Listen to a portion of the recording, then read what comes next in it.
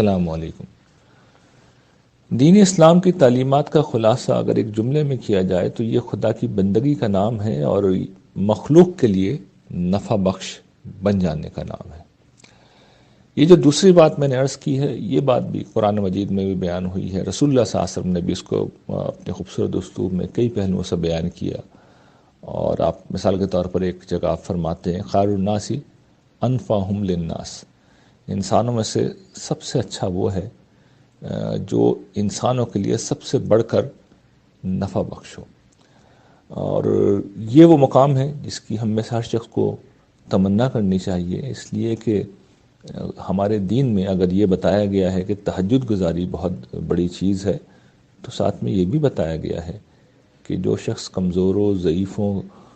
کے ساتھ اچھا معاملہ کرتا ہے، انسانوں کے ساتھ خوش اخلاقی کے ساتھ پیش آتا ہے، لوگوں کی مدد کرتا ہے، وہ بھی اللہ کے ہاں اتنا ہی مقرب ہے۔ تو ایک بندہ مومن کی شخصیت میں یہ دونوں چیزیں جمع ہونی چاہیے، لیکن انفارچونیٹلی ہمارے یہاں لوگ اس دوسرے معاملے میں خاص طور پر بہت زیادہ حساس نہیں ہیں، بلکہ صورتحال اس کے برعکس ہے کہ ہم اپنی ذات سے لوگوں کو ضرر پہنچاتے ہیں، چاہے ہم جان بوجھ کے کریں، چاہے انجانے میں ہم یہ سب کچھ کریں۔ اس حوالے سے بھی رسول اللہ صلی اللہ علیہ وسلم نے ہمیں بڑی توجہ دلائی ہے کہ اگر ہم نفع بخش نہ بن سکیں، جو بعض حالات میں شاید ممکن نہیں ہوتا، تو حضور نے اس کو بھی بہت بڑی بات قرار دیا ہے کہ آپ اپنے شر سے لوگوں کو بچا لیجیے، اپنی زبان سے، اپنے ہاتھوں سے، اپنے رویے سے ہمیں کسی بھی ایسی چیز سے پرہیز کرنا چاہیے کہ جس سے لوگوں کو تکلیف ہو، انہیں ضرر پہنچے، انہیں نقصان پہنچے۔ ہم مثال کے طور پر یہ دیکھتے ہیں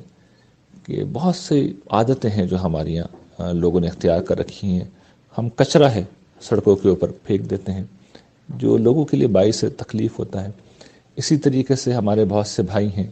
سگریٹ نوشی کرتے ہیں، اچھا اپنی ذات کا تو نقصان کرتے ہی کرتے ہیں، لیکن اب تو یہ بات معلوم ہو گئی ہے سگریٹ نوشی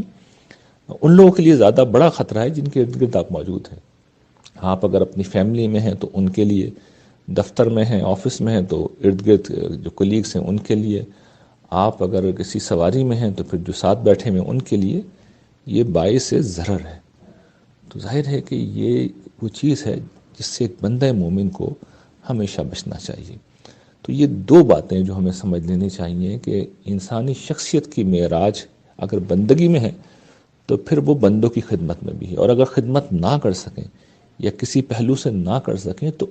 جو ہمارا شر ہے اس سے لوگوں کو بچا لینا،